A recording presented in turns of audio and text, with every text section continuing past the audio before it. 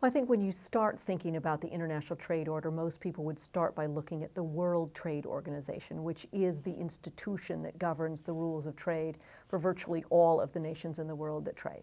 And there, the swing states have played a very interesting role. Part of it is they have been part of the process by which we've seen tremendous change in the world of trade. Change in a number of ways. First, you've seen a complete change in who are the power structures within the trading system. It used to be that virtually every trade agreement was formed when the United States and the European Union got together. A few other countries, Japan and Canada, would come along, and then eventually everyone would buy into that agreement. Those days are over. And they're over in part because of the power that has come from the Brazils and the Indias and the Indonesias and others of the world that don't fit the same way into the power structure. Whether we can team up with these countries is going to depend in part on how the World Trading System and the World Trading Organization as an institution deals with some of the basic changes that are occurring in the world of trade. It's not just the power structure. It's also that trade, in terms of how we trade and what we trade, has changed completely since the initial World Trading System was set up. If you think about the whole notion of trade, it's about where was a good made, where was a service produced. Those concepts are very much outdated. Nothing is actually made in one place. It tends to be designed here, components from there, parts put together here, assembled somewhere else, packaged and shipped and labeled in yet another place. So part of it is whether or not the World Trading System can figure out a way to put together the changes that have occurred in the way we trade. The fact that borders, national, regional, and international borders, all of those lines are blurring in the trading system. And that, as a result, blurs the nature of our relationship with the Brazils and the Indias and the Indonesias and the Turkeys of the world in terms of trying to form a coalition.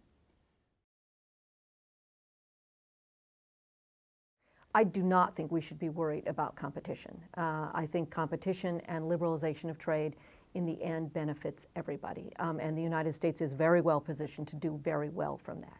The problem has been that to date, the swing states, rather than taking on a role as they are as big, economically powerful nations, have tended to want to form a tight-knit coalition with the developing countries, and I mean truly the developing countries, and have therefore fought within the WTO against liberalizing their own trade regimes. You have countries like Brazil that have recently imposed much higher tariffs on lots of products. So instead of moving in the direction of further opening up their economies, they've gone the other way. They've battened down the hatches and joined in a very tight coalition with the developing countries to resist further efforts by the United States and Europe to seek liberalization among the developing countries. And that, I think, has not been a healthy development in terms of trying to reach agreements on the Doha Development Round or on other kinds of trade talks or even other kinds of international economic agreements. To have a polarized world that goes back to the sort of north-south days of old where you had the developing countries versus the developed, I think has actually not been a helpful development.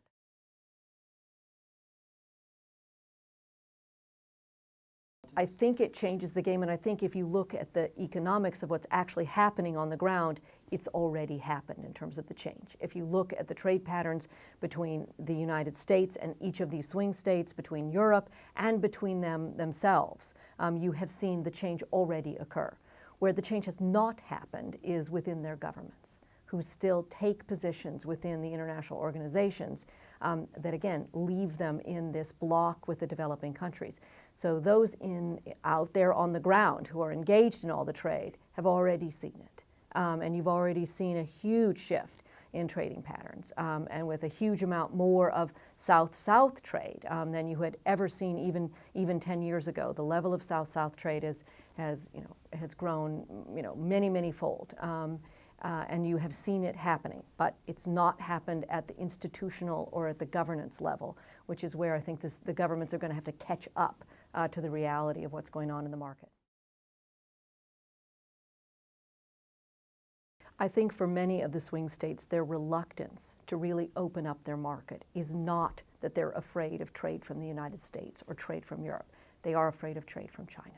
And so they're not comfortable with a lot of the presses that the US and Europe and others are placing on them to open up their economies, to lower their tariffs, to allow in goods and services from around the world because they fear their ability to compete with China.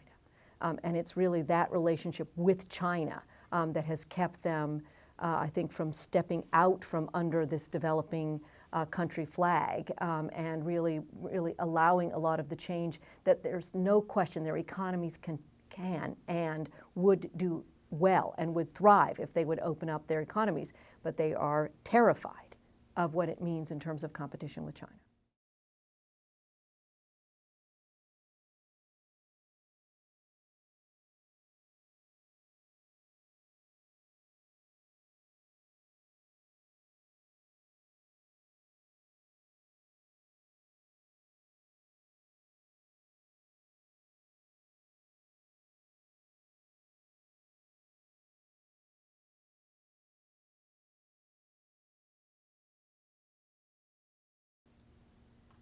Perfect. Awesome. Thank you. Jennifer, so